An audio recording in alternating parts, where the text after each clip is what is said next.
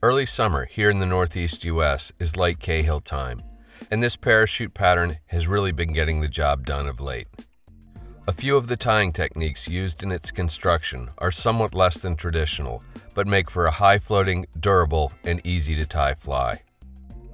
For a hook, a Dai-Riki number 300 in a size 14 is spot on in terms of size and results in a fly that's both well-balanced and proportioned. Begin by mashing the barb and getting the hook firmly secured in your tying vise. I'm going to use UTC 70 Denier thread in yellow, which looks nice, but cream, tan, and olive will also work. Start your thread on the hook shank, leaving some space behind the eye, and take wraps rearward before snipping or breaking off the tag. End with your thread at about the 1/4 point on the shank. For the parachute post, it's hard to go wrong with white polypropylene floating yarn. A card width segment is plenty, and even that should be split in half lengthwise, so you end up with enough to tie 2 flies. Give your thread a clockwise spin to cord it up. This adds strength and bite during tie down. Lay one of the lengths of polypro on top of the hook shank with the majority of it sticking out over the eye. Take 3 firm wraps of thread to secure it, and then pull back to confirm its location. You want the fibers tied down right at that 1/4 point. Taking a few wraps around just the hook shank and then more around both the hook and fibers will help to keep things from spinning. Once the clump is bound down, lift the back end up and snip it off at a shallow angle. This should allow you to create a gentle ramp down to the bare hook. Finish with your tying thread at about the hook point. Light Cahill colored Superfine dubbing is used to make the entire body of the fly. For this step, only the tiniest wisp is needed to create a little ball at the rear end. To achieve this, you want to make the smallest and thinnest dubbing noodle possible on your tying thread.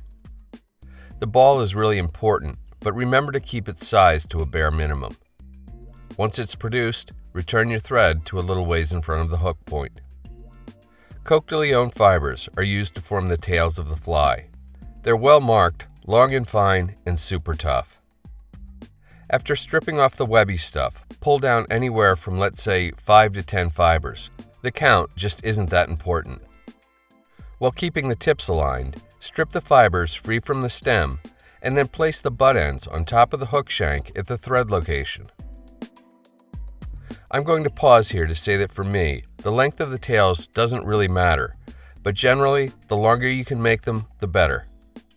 Anyway, start taking wraps rearward, binding the fibers down as you approach the dubbing ball.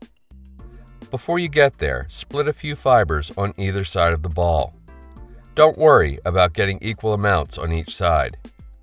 Give your bobbin a clockwise spin to cord up the thread, and then continue taking wraps rearward to pin and flare the fibers against the leading edge of the dubbing ball. They should splay out at an approximately 90-degree angle to each other. Then, return your thread to just in front of the hook point. Go back to your dubbing, and this time pull out enough to create a thin dubbing noodle about 3 inches in length on your tying thread. Take wraps rearward so the beginning of the dubbing noodle lands right at the base of the tail. Keep wrapping forward to make a thin, evenly tapered body.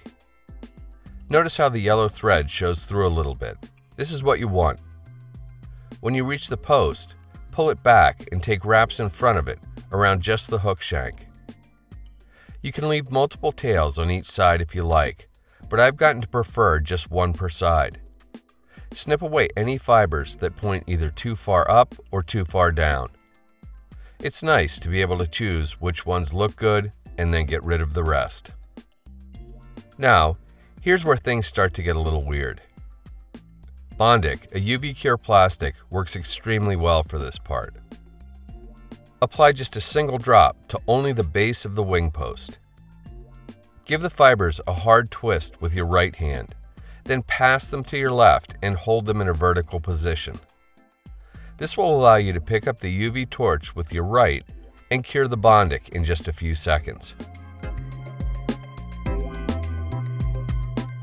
It's a good idea to give the back side of the post a shot of light as well.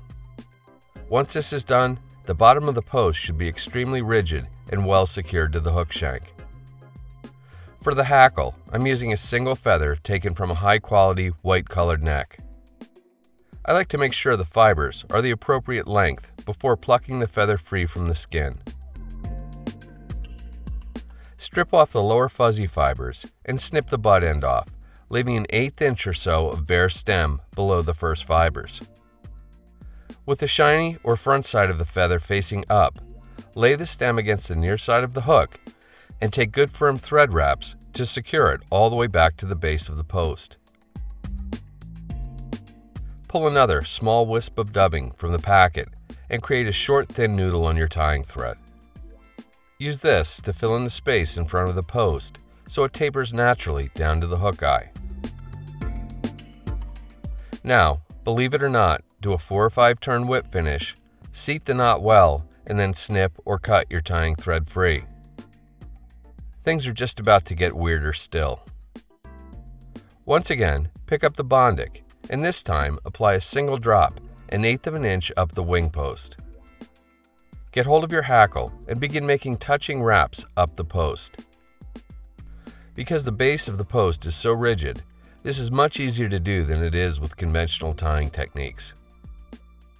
After 5 or 6 wraps, maintain the grip on the hackle with your left hand and pick up the torch with your right. Give the area a real good shot of UV to cure the bondic. Once cured, the hackle is permanently affixed all the way around and all the way up the post. Reach in with the tips of your tying scissors and snip the excess hackle off close. With the scissors still in hand, snip the post off as well, so it's about a hook shank length tall. This method leaves a nice clean underbody and an even and supportive parachute. As I said earlier, it also makes for a very durable fly. I'm sure by now you've realized these techniques can be employed on other patterns besides the Light Cahill. I, for one, may never go back to tying parachute-style flies with more traditional methods ever again.